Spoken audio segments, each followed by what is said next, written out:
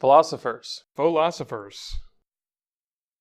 So, David, you know what we should talk about today? What should we talk about today? Stuff we shouldn't talk about. Stuff we shouldn't talk about. Are we talking about things that we shouldn't talk about on purpose? Yes. Okay. Today we're going to talk about taboos. To start out, as we normally do, with our definitions from the Oxford, a taboo as a noun is a social or religious custom prohibiting or restricting a particular practice or forbidding association with a particular person, place, or thing. It does have one sub-definition, which is a practice that is prohibited or restricted by social or a religious custom. Objectively, it means the subject that is taboo inherits those same qualities, or it is a subject of similar nature. Now, and it does also, this is not really so important with what we're doing today, but it is interesting that it is also the verb. So, a taboo, or to make a subject a taboo, you taboo it, which is weird. It's kind of fun to say. I was about to say, I don't think I've ever heard anyone use that word as a verb. Yep. Now, I will say for the objective, though, there is a sub-definition which is interesting, which is stated as designated as sacred or prohibited. And I think there's going to be some interesting things we can say about that. So I think we're going to take this, let's talk about it as people so commonly do when they don't, because that's the whole point of it being a taboo. When a person normally says, well, that subject is taboo, or, that's a taboo here, don't do that. I find most people might run into it commonly whenever you're traveling, because those are times when you become openly aware that a subject is taboo. Growing up in a society that has taboos, it's easy, I think, not even to be aware of them, because it's just ingrained in the culture you've been immersed. So when normally you hear that, taboo also has an association with this, with something just being a bad thing. I think it's important to note that, generally speaking, with taboos can concern an action or an idea, and sometimes actions associated as a result of the ideas, However, because the nature of taboos, they're not to be discussed, and the act is often socially, if not physically, enforced against. It's oftentimes difficult to, discuss the concept of a taboo at all, which is why I think it's important that we talk about it. What do you have to think about that, David? I totally agree that no subject should really be off limits, because if we censor ourselves to even talk about things, then we can find ourselves being trapped by our own social customs and holding ourselves back from things for things that are potentially irrational. Now, I'm not saying that all taboos are taboo for irrational reasons or with no reasons, but that it is possible that we are restraining ourselves from certain behavior which there really isn't anything wrong with, and we can't get past it, because to even bring up the argument that behavior ought to be acceptable is itself taboo.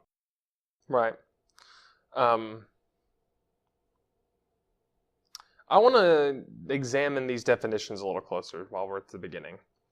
It's interesting to me that there is kind of a dual nature to something that is taboo.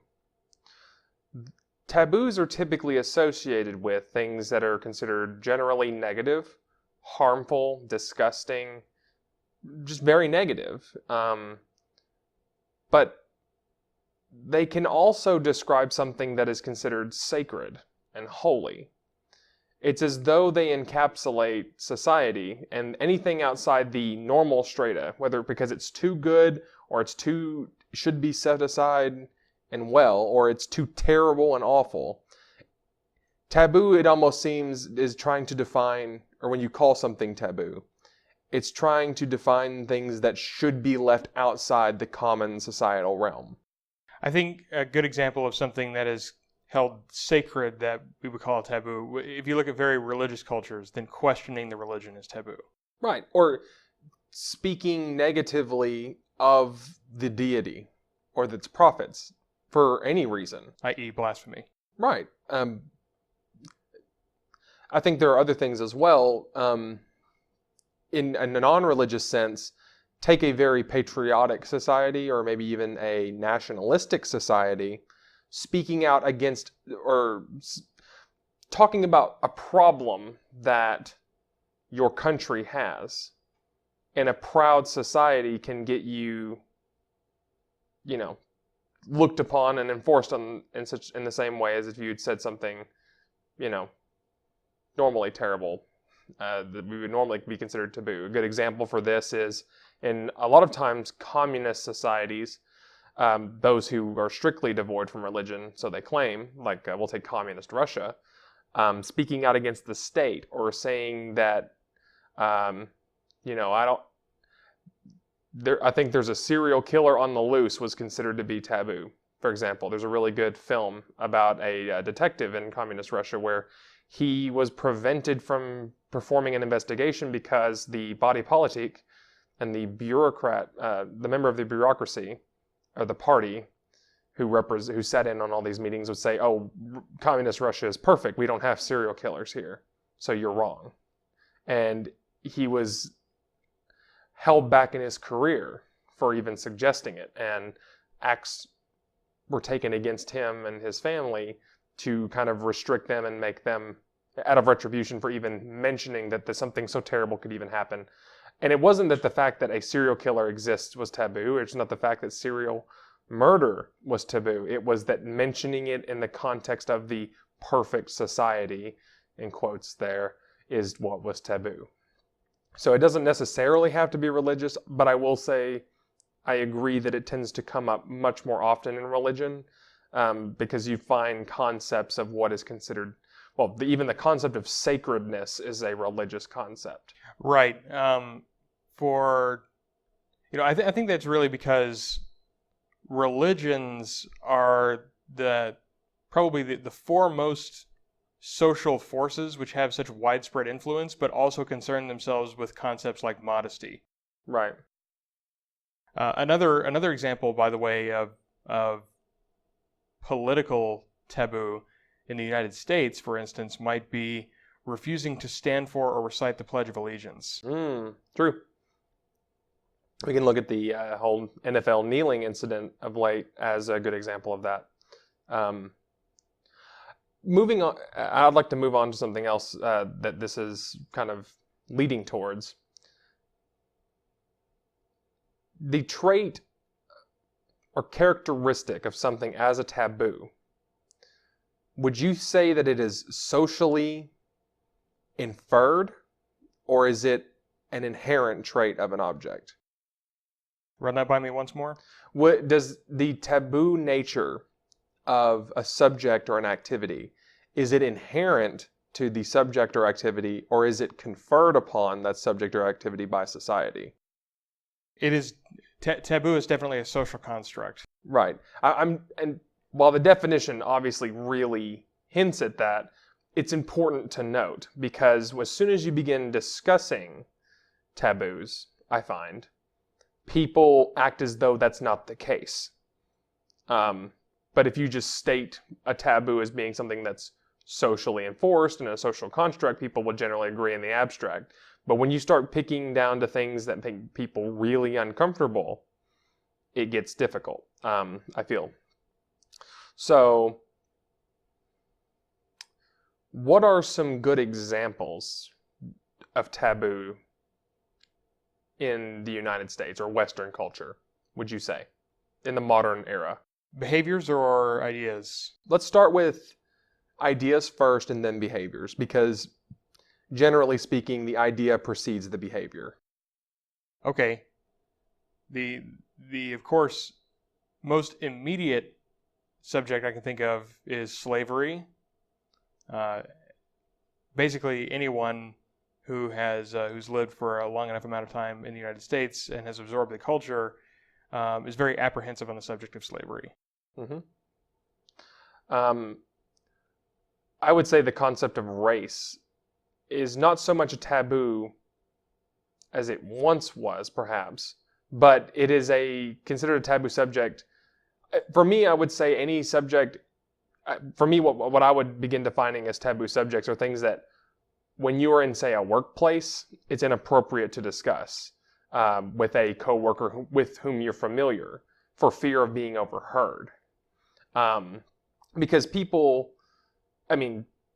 taboos as ideas generally don't exist between people, in my opinion, that are close to one another.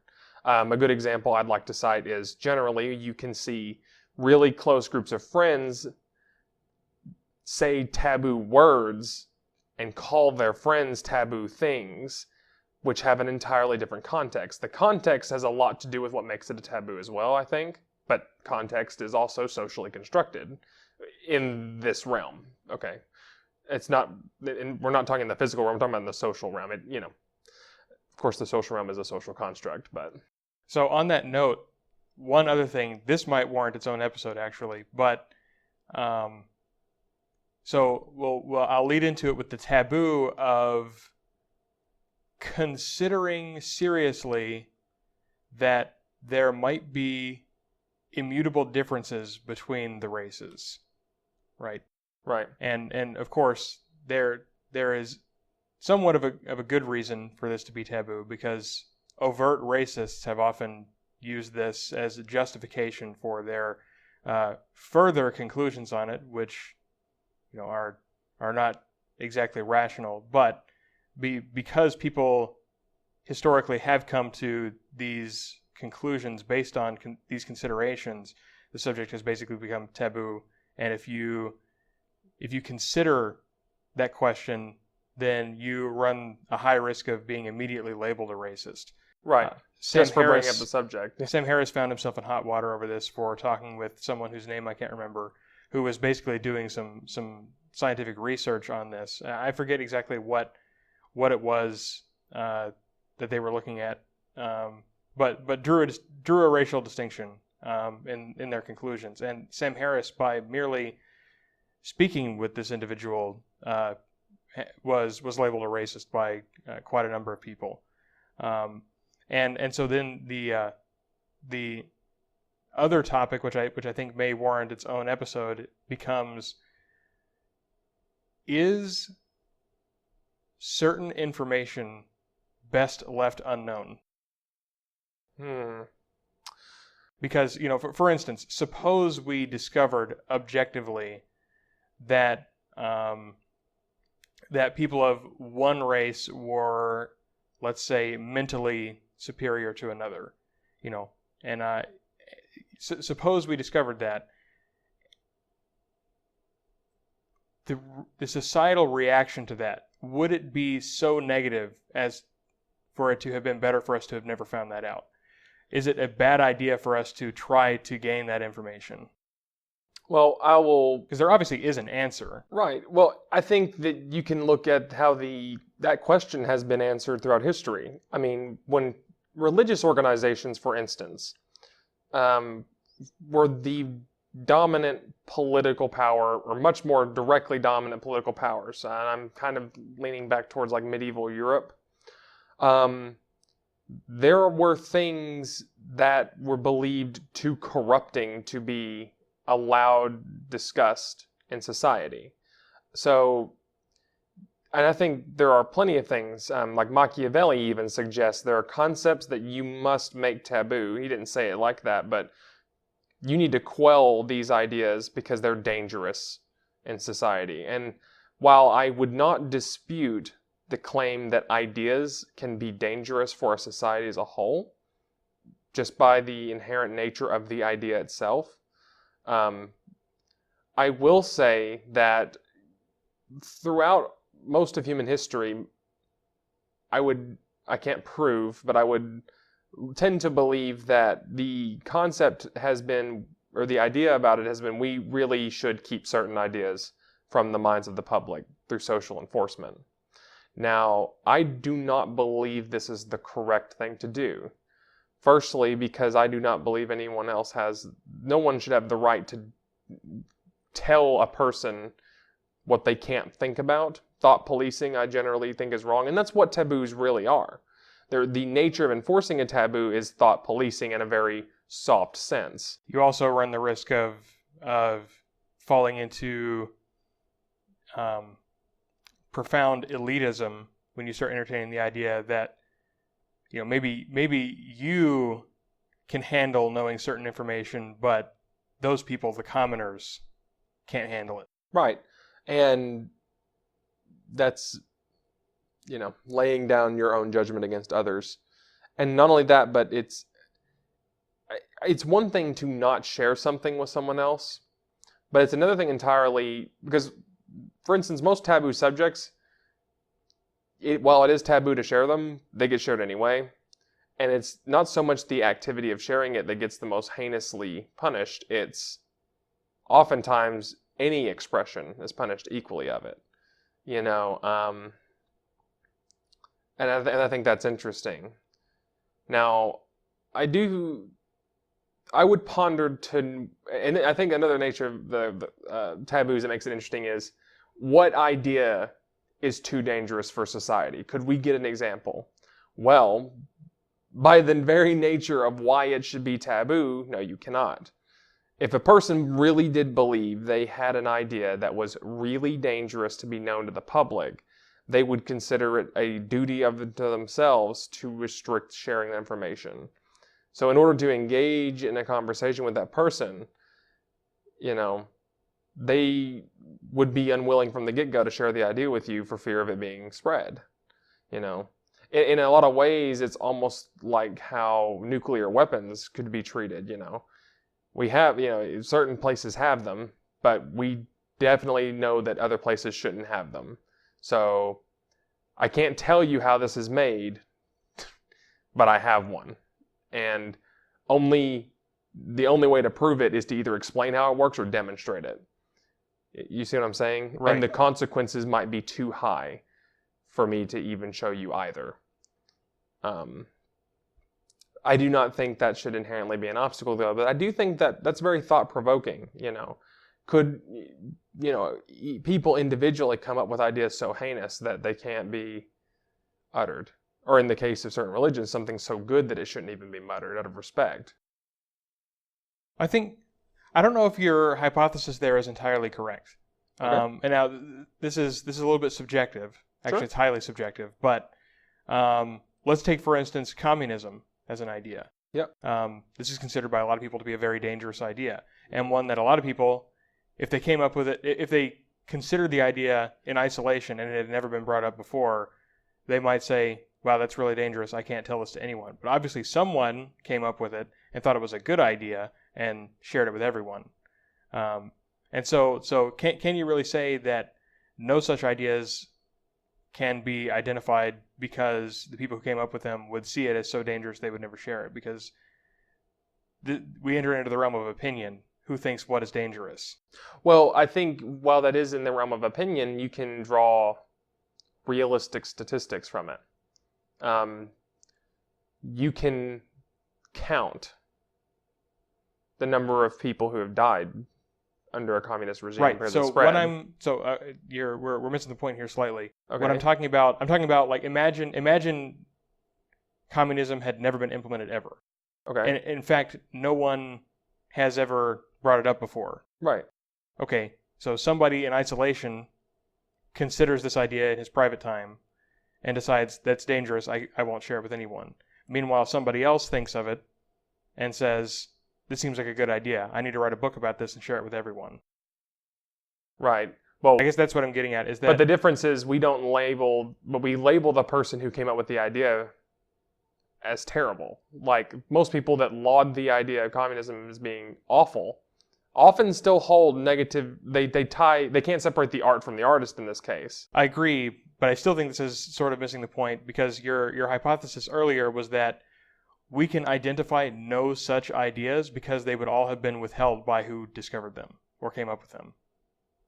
At least that's what I got out of what you were saying. Oh, no. Let me clarify. While that is technically what I have said, I said it would be difficult. It is more difficult because of the nature of taboos to even experiment with these ideas, with the idea of whether or not there exists an idea that is too dangerous. That's what I was getting at. I'm not saying it's impossible, but what I'm saying is it's more difficult. It's complicated, I feel. I'm trying to work through it a little bit in my head. But really what I'm saying, though, is... Here's another good example. We do not tell certain people societally about certain things. You know, there are, like, one example that may or may not be positive is children. For example, we generally don't go into graphic detail about things of sexual natures, which is sex also being a taboo, or like things that are graphic in detail and macabre, like murder in its gruesome details, which can also be considered somewhat taboo because of the taboo associated with death. It's one thing to say, so and so killed so and so. We don't go into any details about that. As soon as you start explaining the gory details of exactly how the murder occurred, it immediately becomes taboo. Right. Well, and not only that, but like a lot of things were to be considered taboo for children. And so right, especially so for children. Right. Now, we mention children weirdly a lot on this show, I've noticed, when we do examples or anecdotes. And it's funny because they are actually a really unique case in a lot of times. But I think in our daily lives, there are subjects that we intentionally withhold from adults. For example, we almost entirely try to withhold ideas for how to escape from prison from people who are in prison. Like, I doubt there are any books in a prison library on how to fashion a shiv, or the 50 most effective ways to fashion a shiv, or the 10 most effective ways to break out of handcuffs. Those aren't necessarily taboo subjects, but in the context of a prison, it might be, Or even if you're not in prison, it immediately raises suspicion about why exactly you want to learn about these things. And I think the best example of this is the Anarchist Cookbook. Yep. Talk about a item that is taboo, and at one point was illegal to even own, which is the social will of the people being exercised through force, just because something is deemed too terrible. And for those of you who do not know what the Anarchist Cookbook is, I will link it below because I can't get in trouble anymore for sharing it. But in a nutshell, it's a book. I forget the author. I will credit him below. He or her, I don't know. That explains to the anarchist that would be having this book how to do all sorts of things to effectively defy their government. Everything from how to create explosive devices from everyday things to how to cultivate and prepare and process illegal drugs for sale or for personal use, to even ways to intercept police radio signals, and that information is considered confidential. It was all published, self-published, mind you. I don't think any publishing company necessarily picked this up. I can't remember the history on it. But this book was, declared to be too dangerous for the average person to have, or for it to be unrestricted, or its access to be unrestricted. And I think another good example, if I published a book today on how to effectively hijack airplanes in the post 9/11 era, I don't think many people would be very happy that I made that book. You would hear people saying, "Why would you give them that idea? Why are you doing that? You're responsible for giving them the idea," or stuff like that. But Is that true, though? Is it too dangerous? And one other last example is, and you see this a lot in the world of computer science, is ideas about circumventing security measures. Code is just an expression of human ideas. It's to make a machine do something. If I have one idea of how to exploit the machine, there's a constant game of cat and mouse going on between those who are considered black hat hackers, who are trying to hack for malicious reasons and break into things to do harm, and white hat hackers who are trying to do, protect these things and cover these exploitations. They're doing the exact same things but with different motivations. And I was just about to bring up that's an interesting disparity between the physical world and the so-called cyber world. Mm-hmm. That in computer security, it is highly valued that people publish exploits that they discover, so that this becomes motivation for the developer to plug the hole. But if you were to, say, publish a book on how to hijack airplanes, this would be seen as informing terrorists and not giving notice to airlines and saying, here are your security holes, you need to plug them. Right. That's a weird disparity. But I think that also may be a good example of why taboos are a bad thing. It's one possible reason. At least for the concept of there being an idea too terrible that we can't let people know about it. The intellectual elitism aside, we find ourselves, and we do this because we believe that discussing ideas is the best way to lead us towards a truth.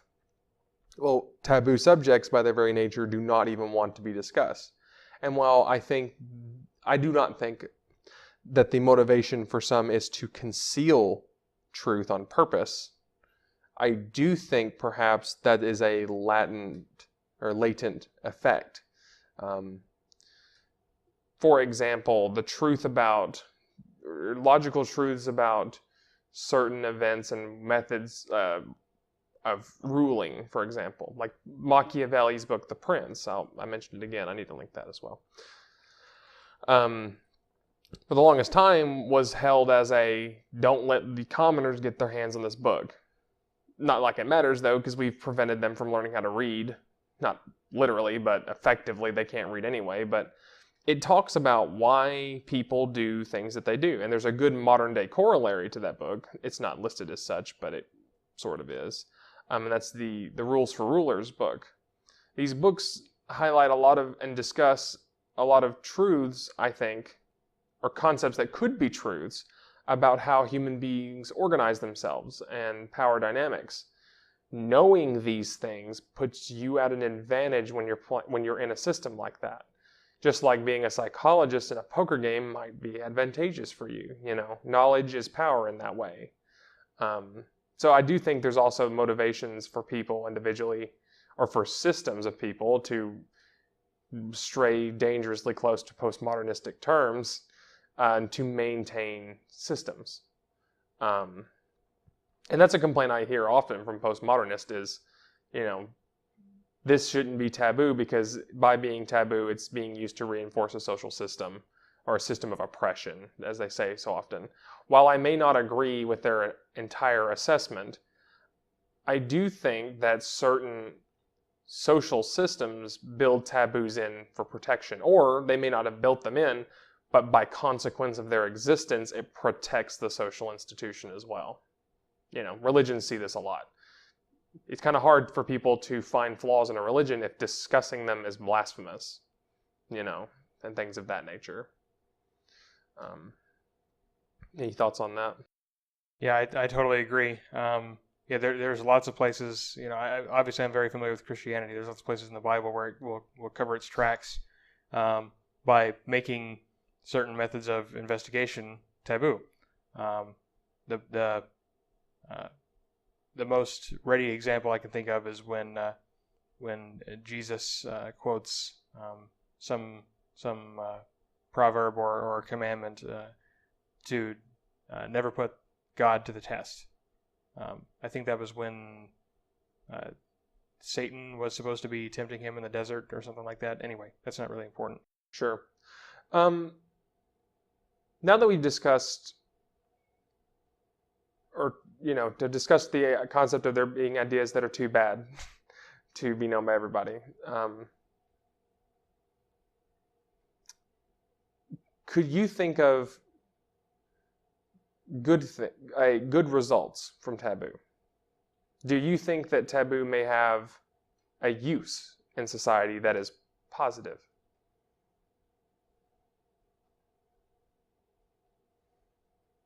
On a principled level and a pragmatic level. And you can take them each in turn.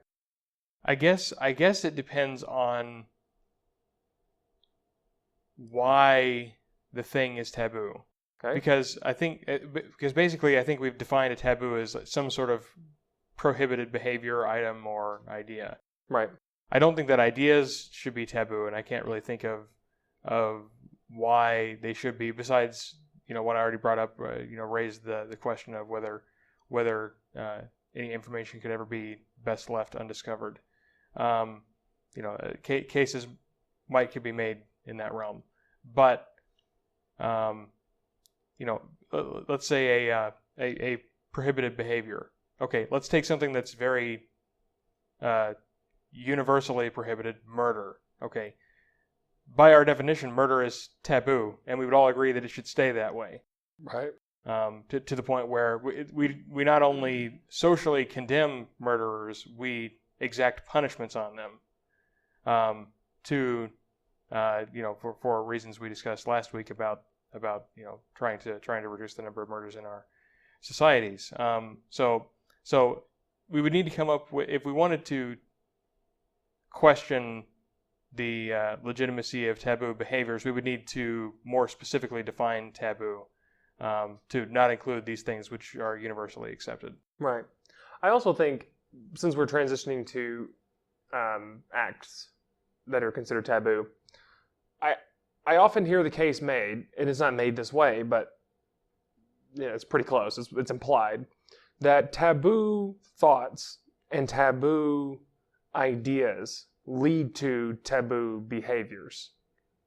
I would be curious, and I don't honestly know if there have been any studies done, and that would be something I'd be interested in seeing. Is that true? Or can you create an experiment that can quantify that? So, not like it matters, because I guess it depends on the nature of the taboo thought, because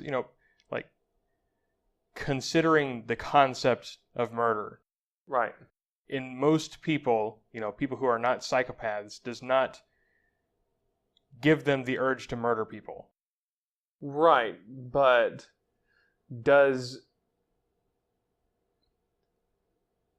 Okay, well, let's take a more mild one. Okay.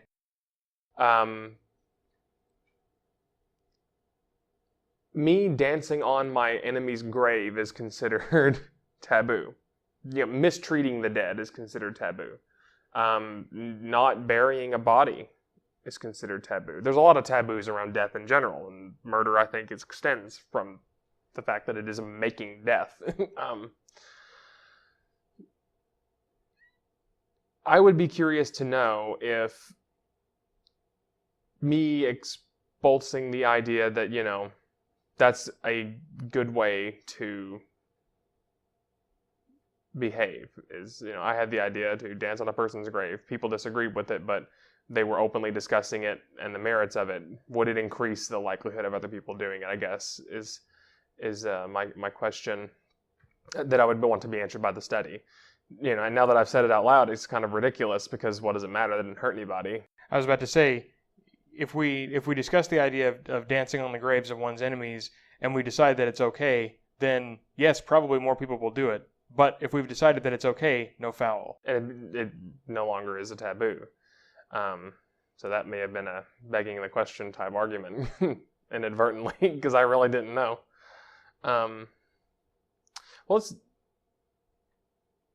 What about, so in principle, no ideas should be taboo for you? Right. Okay.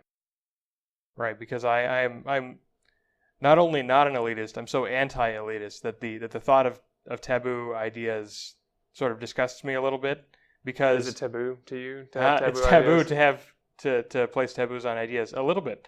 That's an interesting contradiction. Yeah. Hmm.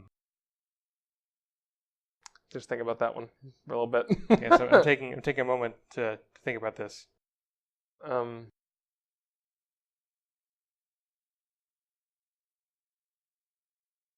Well, okay, so it disgusts me, but I wouldn't put a prohibition on being an elitist. Right. But I would actively discourage elitism, which I guess is a form of social prohibition. well, but taboos are socially constructed. Now, they may express themselves in things like laws. Do you think it might be possible that taboos At this form point, though, naturally? I feel like now we're rapidly we have such a loose definition of taboo at this point that we're rapidly approaching a point where trying to convince someone to change their behavior is asserting a taboo. Well, let's go back to the definition of it. It's a social or religious custom prohibiting or restricting a particular practice or forbidding the association with a particular person, place, or thing. Okay, So so the- me being personally anti-elitist and trying to convince people that their elitism is, I'll simplify and say, unfair. That's not a social custom. That's a personal opinion, and so therefore it's not a taboo by this definition. Right, but what I was going with is, don't individual preferences and individual gripes lead to social gripes? Yes, because a social custom is just majority opinion, Mm-hmm. right? So would it naturally, and this again might be assuming a bit much, but if you had a more convincing argument, like say you had the convincing argument that there should not be any taboo ideas, period, and you win the majority of people over to the idea that there should be no ideas. I guess then to me it depends on why I'm making that assertion. If I'm merely making the assertion and I say no ideas should be taboo, then I'm basically making an anti-dogma dogma, which is a contradiction. Right. However, if I can come up with reasons for why there should be no taboos, and I can say, look, taboos cause X, Y, and Z social effects that we don't want. So therefore, if we don't want these ill effects, we should not hold taboos. Then it's not really a taboo, but really a justified argument. Okay. What about the concept of me saying, sex should be taboo because talking about sex has effects A, B, and C on society, and I can prove those?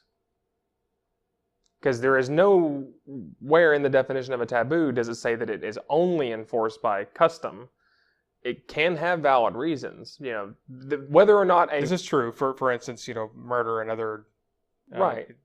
Rape, things like this that are taboo and arguably for good reason. Right. Like taboos can have good reason. Whether or not a taboo has a good reason or not is irrelevant.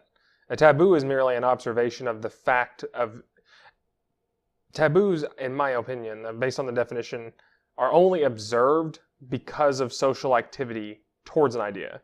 The only way you can really test whether something is a taboo or not in a certain society is to just you dangle it in front of them. You have to say it and then watch how they react. You can't know in advance whether or not it's going to be a taboo or not. This is true. Okay, so let's get back where we came from for a second. Sure. We were talking about taboo ideas. Whether you asked me whether any ideas should be taboo, right? Or did you ask me whether there should be any taboos at all? Yes. Because I think okay. Because I think we already established that there are good reasons for there to be taboos on certain behaviors. Right. As far as ideas, I personally hold that nothing is sacred, and so therefore all ideas are on the table to be discussed. And I suppose that would then include the subject of whether there should be taboos. So in my hypothetical society in which we don't hold taboos, it would not be taboo for someone to make the suggestion that there should be a taboo. Right. It's just that they would be disagreed with largely in this hypothetical society. Right. But my question is, coming from that, we had already said that the only way to find out whether or not something is taboo when it's unknown to you is to exclaim it and wait for the results, right? How do you destroy a taboo? Like, how do you fizzle it out? And because I think we can sort of observe this right now. Look at homosexuality. That's been a taboo across many cultures for much of human history. Most, I would argue, of human history, homosexuality has been taboo in most cultures. Not all of them, but most of them. And now we see here in the West where it was, which is one of the Western cultures were some of the cultures that had the most severe taboo placed on homosexuality. And now we see people who are openly homosexual and are, there exist people who persecute them for this, of course, but it is not mainstream in our society to persecute these people for their sexuality. And so we have demonstration, an example of a taboo that is being undone. Right, I agree. But I was kind of hitting on the head of taboo in general. Taboo is a taboo. Would you agree? The concept of a taboo is a taboo. It's self-defining. Would you agree? Explain. Okay. Discussing the concept of a taboo is taboo. An activity done being taboo. For example, would you think it would be taboo if I were to walk up to a complete stranger and say, "Do you want to talk about some social taboos?" No, actually. Really? Now, okay, I can imagine certain contexts in which if you did this, people would give you funny looks and walk away and not want to talk about this. But I can think of other contexts in which somebody might casually agree to talk about taboo subjects. Right. Now, how can I talk about taboo subjects without alluding to or bringing up taboo subjects? Do you mean specific subjects? Okay. Can I talk, let's picture in your head or come up with a taboo subject. Let me know when you got one. Okay, I have one. Okay. How can I explain that? How can I talk about that subject without putting that subject in the head of another person? Oh, you can't. Exactly. And by very nature, I have spread the taboo and violated the rules by sharing it with the individual. Because you can't talk about it unless you talk about it. You know what I'm saying? You are correct. I guess what happens here is that you're taking taboos as an absolute when they're not. Because if taboos were an absolute, and what I mean by this is that if because of the fact that by raising the question about a taboo, you put it in someone else's head and therefore violate the taboo, that this immediately becomes the end of the discussion, which is obviously not the case. Otherwise, taboos could never be undone. Right. But the point I'm trying to make, though, is could taboo... What I'm trying to make the case for is arguing against the existence of taboos on ideas, which technically the definition doesn't mention ideas. It only says people, places, and things, things as one of my least favorite words in the English language because hello ambiguity. But if we could break the concept of taboo from being taboo, right?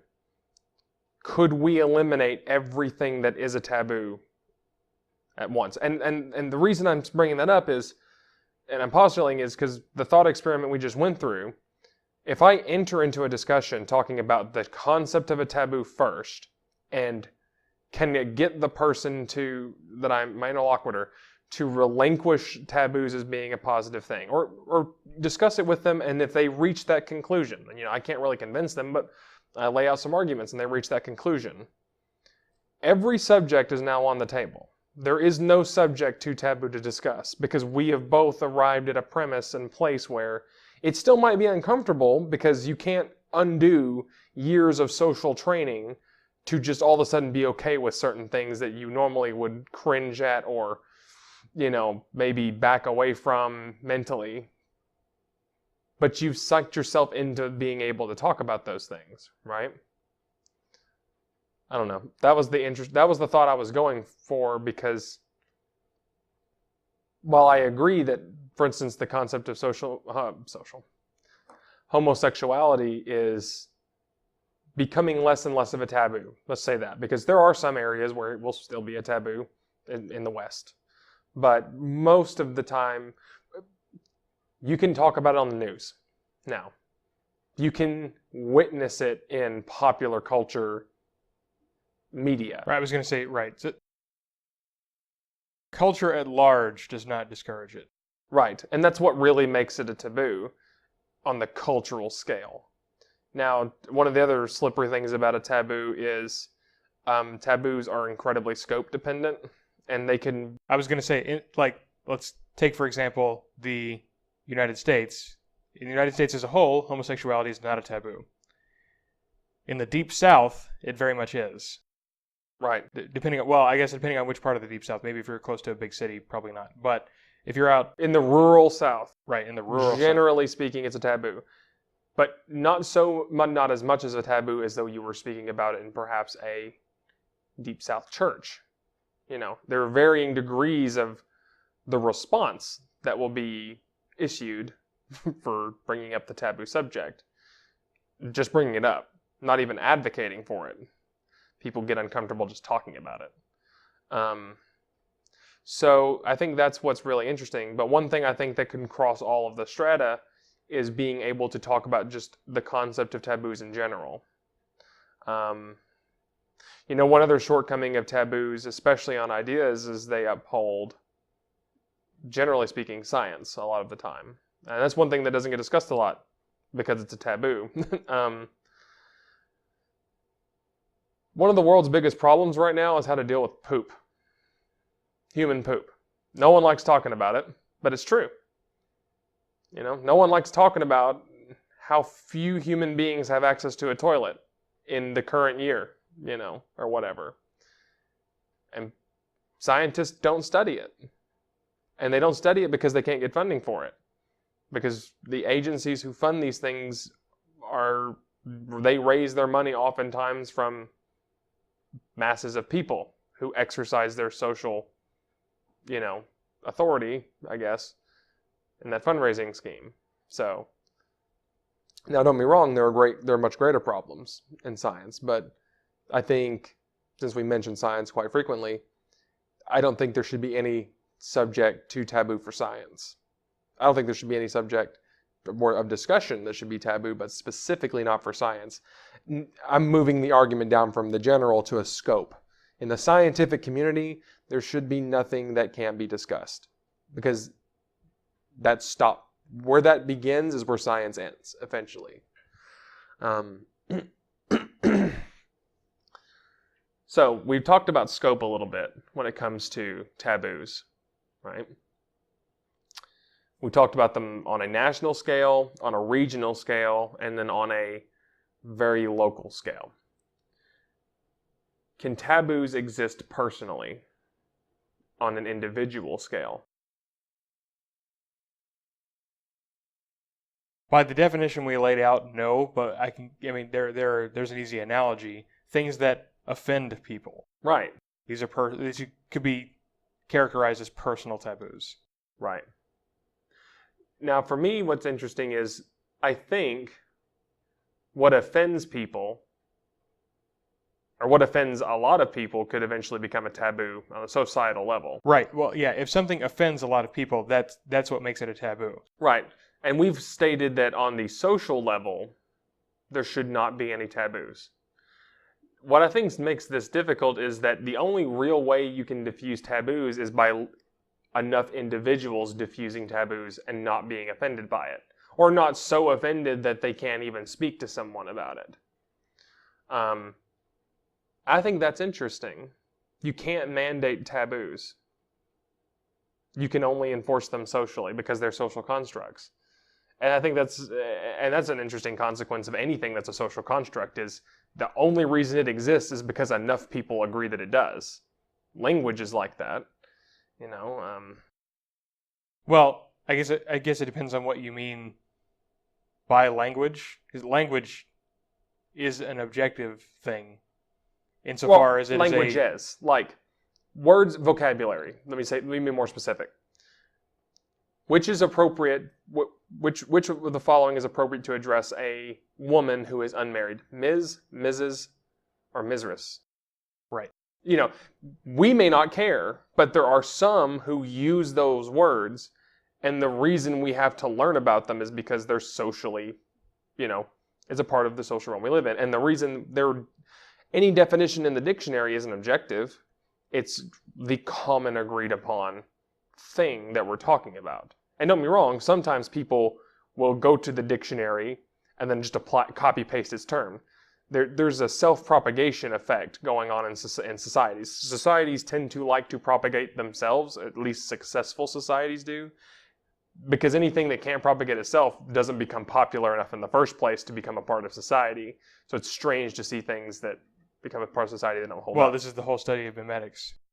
Right. Very nice. But you're right. So, back to I'm going to draw the corollary here.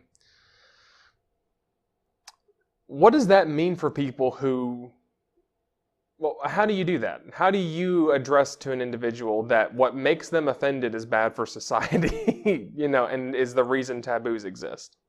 How do you draw that line? Or can you draw that line? I think, like most things, it comes down to the individual. Different people will be convinced by different things. I think that if you want a general approach, if we're looking for a tactic that I would choose would be street epistemology. Right. Question people about what offends them. Why does this offend you? Right. But if it comes down to individuals,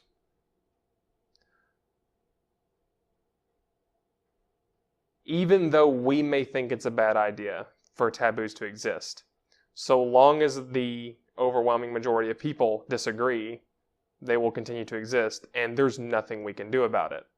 Well, there's no guarantee we can succeed, And I think this really does highlight why street epistemology is important, but why ideas are important like this is you can't convince another person. You can only provide them with enough data to help them convince themselves. That's really what happens in effective debates is I provide information you did not know, and then you digest that information, and if you're honest, if you honestly acknowledge the data for the way I see it, or if it's objective data, then you will change your mind because now you have a more complete data set. And in a debate, it's not one-sided like that. Generally speaking, we're going to put new ideas and more information on the table for both of us to consider. And then if we continue to arrive at differing conclusions, you keep debating until you arrive at similar conclusions. Not because you're tired, not because you don't want to keep going, but because both of you look at the data and arrive at a similar conclusion based on a similar train of logic that is unique to each of you, though. I don't know.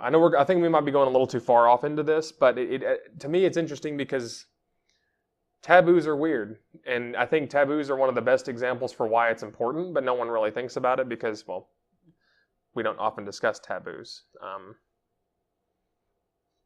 So, I think I'm going to go talk about some taboos this week with people, make them uncomfortable. Not for the enjoyment of making them uncomfortable. But I do think it's enjoy. That's another thing too. It's weird. People enjoy talking about taboos when you really get them down to it. I think that's interesting. Well, yeah. Well, it's because people have a fascination with things that are prohibited. And you can. There's the cliche. If you tell a child not to do something, that's exactly what they want to do. It's the only thing they want to do, and it's what they want to do most. So this is clearly built into our psychology, right? That we want to talk about and do things that are prohibited, purely because they are prohibited. So yes, of course, people really like talking about taboos because the fact that they're taboos makes them interesting. Yeah. Or is it because they're interesting, they become taboos? Does one infer the other, or is it inconsequential? I think speaking from experience, I would say that it is the existence of the taboo that makes something interesting. I definitely agree. I think anyone who's ever maybe been to a public high school knows. Good example is when I was growing up, people thought it was really cool to give themselves burn tattoos with dry ice because it's cool, literally. And it didn't become popular until the principal sent out a bulletin saying, don't do this, it's bad, and then you see them everywhere. And don't be wrong, it might just be the defiant nature of human beings as well that kind of contributed to that, but it was hilarious, And some people would, I think, use that as an example on why, we shouldn't talk about bad things that happen. Because you don't talk about it, it fades away from people's minds, and it's not used as mental fuel for more bad things. But I don't know. I think it would definitely be interesting to see the science done on it. So, if there are any... I was going to say, I'm certain that there are publications about this, scientific publications. Right. I would want to know, and I would want to know what they've concluded, as well, but see how deep the field is. What I'd really like to get to the bottom of personally is I'd like to get like an evolutionary psychologist in on this and figure out what the biological advantage of defying prohibitions is. That would be... Because it's very...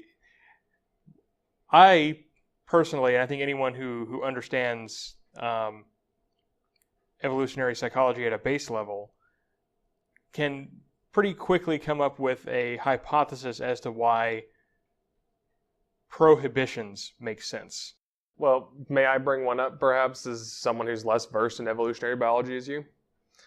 One of the hypotheses I would have is taboos, specifically on ideas or activities. We'll call them prohibitions, but we're talking about taboos here.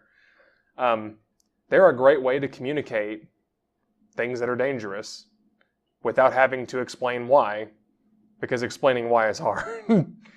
If human beings, if bears weren't scary enough, because they can be kind of cute, I don't know you, but there's plenty of Russian bear memes out there that are like adorable and make me want to have a pet bear, right? That's a horrible idea, TBH, but 10,000, 50,000 years ago or whatever, you see a bear, I'm not convinced that a human being that had never seen a bear before would be immediately frightened of it. Maybe just a little bit by its size, but you see it, it's furry, it's mammalian, it's kind of like a really big dog, but no tail. It's weird. And you may not be immediately afraid of it, but if you live in a society where they talk about, that is familiar with bears, one of the quickest ways to make people turn and run from it, even at the sight or mention, is just talking it up as some type of monster that is bad and you don't say its name, or it will come here and eat you, and it keeps kids from being curious about it, We're this way about a few things, and in fact, it actually creates some irrational fears as well. For instance, sharks. Yeah. Sharks are not nearly as dangerous as they're portrayed in. I'm not going to say documentaries because a real documentary would be honest about this kind of thing. Let's just say Jaws, because that's what... Sure, Jaws, or there's lots of like Discovery Channel-esque. Shark Week is terrible about that. Right, exactly. It's like, look how dangerous the shark. And then we see the video of the guy in the shark cage, and all these great whites are swimming around. We're like, oh my God, he's in great danger. Probably not, though. Right. Well, it's really funny because they will pepper in the, more people are killed by cows every year than sharks. But those are during like the commercial segments where it's not as heavy. where the music gets turned up and everyone's really watching for is people out there swimming with these huge beasts, or, when they're describing a shark like this, the megalodon shark could swallow 2 buses whole. And you're like, that sounds terribly dangerous. Like, they use terminology that makes it sound awfully scary because they're trying to get people to watch. And because people are enthralled by the macabre and things they're scared of, Yep. It's a great way to live vicariously and to... there's another interesting thing. Tabooed behaviors that lead to irrational fears. Can irrational fears be useful for preparing a brain for rational fears? For example, one of the reasons it's hypothesized that we like looking at scary things, some of us, and like experiencing scary experiences like going to a scary movie, is because it allows our brain to run through a scenario and be in a similar enough state of fear that it can kind of like beta test its reactions and then come out of the state of fear being safe and be like, okay. And so you test that, and then eventually when you're in a scary state, your brain is more capable of reacting quickly. That's hypothesized. I know not of the science of it. I really can't appreciate that because I'm actually a person who doesn't enjoy that kind of thing. I can't stand horror films or things like that. Really? Yeah, I know, and I get weird looks for saying that sometimes, but I don't like roller coasters, and I'm not. I have a weird relationship with roller coasters actually, because I've been on a few of them, and I hate the idea of being on one, and then I get on one and I hate being on it, and then I get off and I'm like, well, that wasn't so bad. Right, but that's your brain rewarding you for doing something dangerous exactly, and surviving. But a lot of people I know are the opposite about that. They maybe they're scared the first time, but they do it. They feel the thrill of it to them, and then they want to do it again. I don't want to do it again ever. Right, but I'm talking. I mean, there are things. No, there are things I would rather be on a roller coaster than be in some other situations. But it's not like the worst thing in the world to me. But no, I don't find frightening experiences something to be sought after for fulfillment or entertainment. Something like this. Yeah. They're not entertaining to me. Right. But I'm still curious about it from a evolutionary biology, or maybe that might be anthropological. I don't know. So, no, that'd be definitely evolutionary biology, or maybe neuroscience. I don't know. But it's undeniable that a lot of people do enjoy macabre. Want to see a dead body? People respond to that. Circuses would not have been so popular if not. Because most people think of circuses as a cool way to see cute animals. No, circuses were freaking terrifying, man. Are you kidding me? Absolutely scary. And it's a place that's dangerous. You have people throwing knives, for God's sake, at other people, but not killing them. And people, magicians, sawing people in half, but not actually doing it. And if you go back even further, when they were hardcore, you could just go to a live vivisection for fun, like where they actually cut apart a dead body just to see what was in there. People that weren't doctors just showed up and wanted to watch. And not just a few people, it was pretty common that people were interested in this stuff. And so I want to know if there's a good, we do it, but is there a good reason, and what might be that reason? I hypothesize that it might be a good way for our brains to slake their curiosity with the conscious knowledge that they're safe. Like, it's your conscious brain fooling your subconscious into danger settings because it just wants to see what it's going to do, Will I fight or will I run? Let's find out. And that's what I think anyway. That's why we're willing to try all kinds of dangerous things, I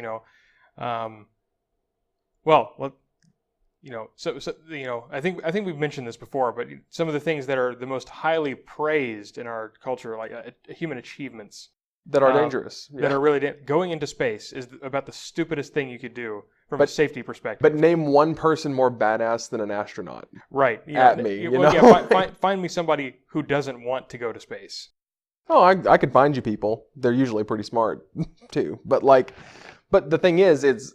I guess, well, right. But I mean, most people at least want the experience of going to space. Right. They think it's cool.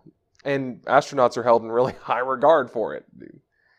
I mean, have you ever went high? Like, just... Oh, man. But back on the subject of taboos, for example, I think that they are good for that. Taboos are just a way to communicate, or more than anything else, just a way to communicate, I think, originally danger and caution. And as we've become more rational creatures, that's a byproduct of our more or less rationally capable selves, I think. Just like our fear of things like certain animals, and even animals that don't exist anymore. But I can describe something to you that might be scary just based on its features, and you just get scared. Like human fears of snakes and spiders, for instance. I think it's funny how people say, oh, I have an arachnophobia. And I'm like, no, a phobia is an irrational fear of something. That is a perfectly rational fear to be afraid of a spider. Okay, tangent though. The case could be made that it's an irrational fear. Well, I guess it depends on what part of the world you're in. Because, here in North America, most spiders are not dangerous to humans. Right. But, that said, if I find a spider in my home, I have the immediate impulse to destroy it outright. Not just kill it, destroy it. Kill with burn. Kill it with fire. Kill with fire, yeah. Right.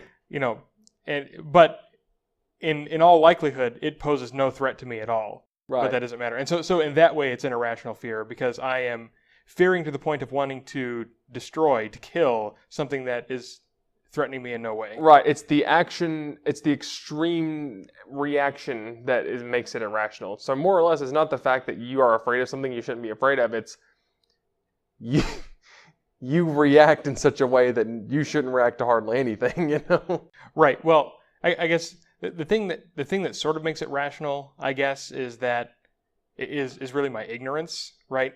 That I see something, it looks like a spider, okay. I don't know if that spider poses a threat to me, and I'm not about to risk it. Right. But what I'm saying by rational fear is, maybe this is irrational. If I knew that 1 in every 100 spiders was venomous, like some of the most venomous spiders in the world were, sorry, 99 other spiders, you're all going up in flames. Like, it's just not worth the risk, Right. And well, I guess that's the same place that I was going, is that because we're leaving it up to chance at this point, because we're ignorant, we can't look, you and I can't look at a spider, identify what it is, and tell if it's venomous. Right. At least, for most of them. Obviously, there are some giveaways for the venomous spiders, but, the point is that our psychology tells us to think about the worst case scenario possible, as we've discussed before. Right. And I think, yeah. Sorry, I didn't mean to cut you off. Sure. Right. So we think about the worst case scenario possible. We say, well, the worst case is that thing is the deadliest spider on the face of the earth, and it needs to die right now before I do. Yeah, but why does it need to go up in flames? Like, why do you hate it? But no, I think, tying it like one last time, because I think we about beat it to death. Taboos are like that. I think it's definitely, it serves a social purpose, and especially in a time when rationality didn't have to be the basis for our decision-making processes, and we didn't have time because survival wasn't a luxury. Exactly, right. We survival is taken for granted now. Oh, yeah. And it's well, I mean, I'm sure psychologically it was probably the same, way back when, but, death is the worst thing imaginable.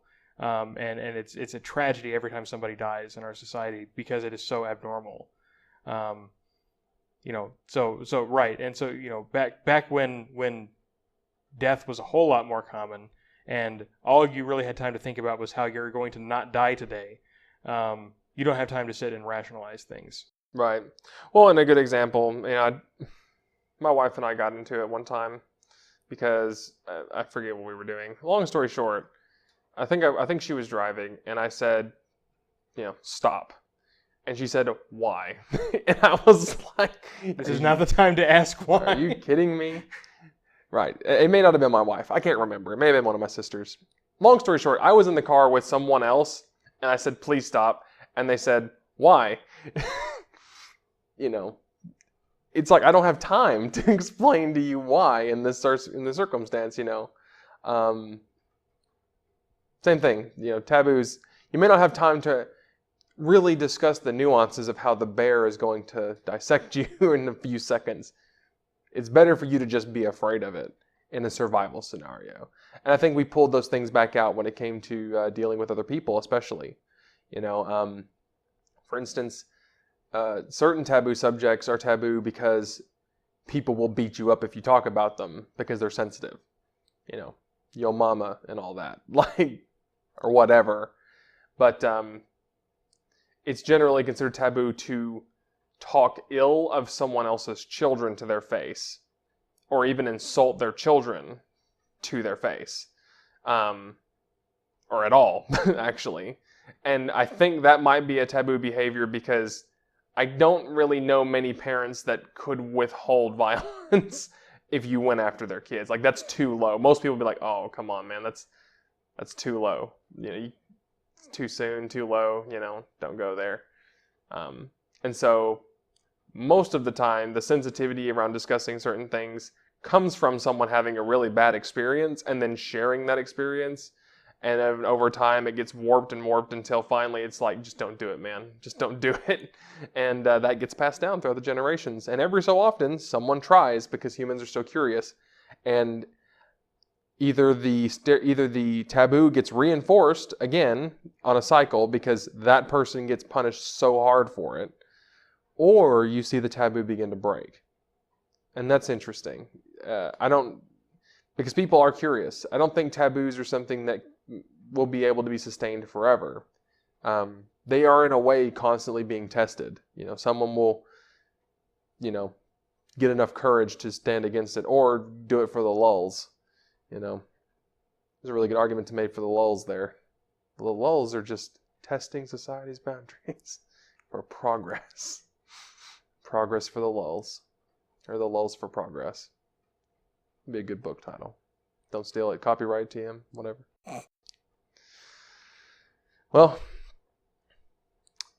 there's a lot to be, there's a lot to be figured out about taboos, but not enough. I think we've beaten it to death talking about it. So, you have anything else you want to say about it? Nope. I enjoyed that. That was an interesting discussion. It was a very interesting discussion. I hope anyone else hearing it thought it was interesting, and I don't know. I know I'm actually probably going to, I am. I'm going to go do research on this now because I'm genuinely curious about it. So. With that said, Fauxlosophers. Fauxlosophers.